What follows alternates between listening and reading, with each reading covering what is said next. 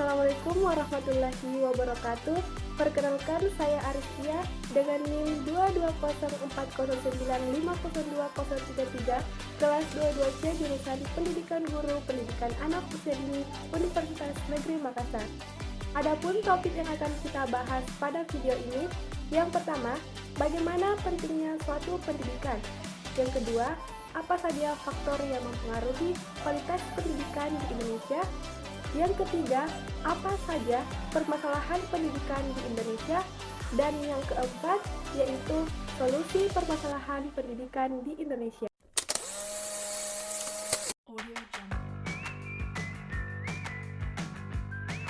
1. Pentingnya suatu pendidikan. Pendidikan adalah usaha sadar dan terencana untuk mewujudkan suasana belajar dan proses pembelajaran agar peserta didik secara aktif mengembangkan potensi dirinya untuk memiliki kekuatan spiritual keagamaan, pengendalian diri, kepribadian, kecerdasan, akhlak mulia, serta keterampilan yang diperlukan dirinya, masyarakat, bangsa, dan negara. Sesuai dengan preambul Undang-Undang Dasar 1945, bahwa tujuan pendidikan adalah mencerdaskan kehidupan bangsa. Pendidikan merupakan salah satu faktor penentu masa depan suatu bangsa. Oleh karenanya, negara harus mementingkan elemen pendidikan dalam aspek kehidupan untuk mencapai sumber daya manusia yang berkualitas. Sumber daya manusia yang berpendidikan akan menjadikan modal utama pembangunan nasional, terutama dalam bidang perekonomian bangsa. Artinya, semakin banyak sumber daya manusia yang berpendidikan pada suatu negara, maka semakin mudah pula untuk menyukseskan pembangunan nasional. 2. Faktor yang mempengaruhi kualitas pendidikan di Indonesia. 1. Faktor internal. Meliputi jajaran dunia pendidikan, baik itu Departemen Pendidikan Nasional, Dinas Pendidikan Daerah, dan juga sekolah yang berada di garis depan. Dalam hal ini, intervensi dari pihak-pihak yang terkait sangatlah dibutuhkan agar pendidikan senantiasa selalu terjaga dengan baik. 2. Faktor eksternal adalah masyarakat pada umumnya, di mana masyarakat merupakan ikon pendidikan dan merupakan tujuan dari adanya pendidikan, yaitu sebagai objek dari pendidikan. 3. Permasalahan pendidikan di Indonesia. 1. Rendahnya kualitas sarana fisik. Untuk sarana fisik misalnya, banyak sekali sekolah dan perguruan tinggi kita yang gedungnya rusak, kepemilikan dan penggunaan media belajar rendah, buku perpustakaan tidak lengkap, sementara laboratorium tidak standar, pemakaian teknologi informasi tidak memadai, dan sebagainya. Bahkan, masih banyak sekolah yang tidak memiliki gedung sendiri, tidak memiliki perpustakaan, tidak memiliki laboratorium, dan sebagainya. 2. Rendahnya kualitas guru. Keadaan guru di Indonesia juga amat memprihatinkan.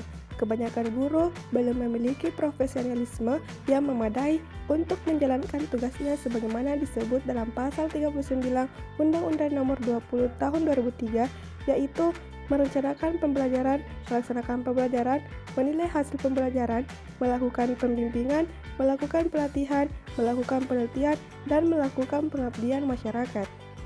3. Rendahnya kesejahteraan guru. Rendahnya kesejahteraan guru mempunyai peran dalam membuat rendahnya kualitas pendidikan Indonesia. Dengan pendapatan yang rendah, terang saja banyak guru terpaksa melakukan pekerjaan sampingan. Ada yang mengajar lagi di sekolah lain, memberi les pada sore hari, menjadi tukang ojek, pedagang mie rebus, pedagang buku atau LKS, pedagang pulsa ponsel, dan sebagainya. 4. Rendahnya prestasi siswa. Dengan keadaan yang demikian itu, rendahnya sarana fisik, kualitas guru, dan kesejahteraan guru, pencapaian prestasi siswa pun menjadi tidak memuaskan. Sebagai misal, pencapaian prestasi fisika dan matematika siswa Indonesia di dunia internasional sangat rendah. 5.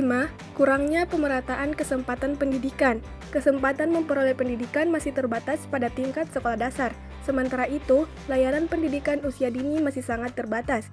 Kegagalan pembinaan dalam usia dini nantinya tentu akan menghambat pengembangan sumber daya manusia secara keseluruhan. Oleh karena itu, diperlukan kebijakan dan strategi pemerataan pendidikan yang tepat untuk mengatasi masalah ketidakmerataan tersebut. 6. Rendahnya relevansi pendidikan dengan kebutuhan. Adanya ketidakserasian antara hasil pendidikan dan kebutuhan dunia kerja ini disebabkan kurikulum yang materinya kurang fungsional terhadap keterampilan yang dibutuhkan ketika peserta didik memasuki dunia kerja. 7. Mahalnya biaya pendidikan. Pendidikan bermutu itu mahal. Kalimat ini sering muncul untuk menjustifikasi mahalnya biaya yang harus dikeluarkan masyarakat untuk mengenyam bangku pendidikan. Mahalnya biaya pendidikan dari taman kanak-kanak hingga perguruan tinggi membuat masyarakat miskin tidak memiliki pilihan lain kecuali tidak bersekolah. 4. Solusi permasalahan pendidikan di Indonesia. Yang pertama, solusi sistemik, yakni solusi dengan mengubah sistem-sistem sosial yang berkaitan dengan sistem pendidikan. Seperti diketahui, sistem berpendidikan sangat berkaitan dengan sistem ekonomi yang diterapkan. Yang kedua, solusi teknis, yakni solusi yang menyangkut hal-hal teknis yang berkait langsung dengan pendidikan. Solusi ini misalnya untuk menyelesaikan masalah kualitas guru dan prestasi siswa.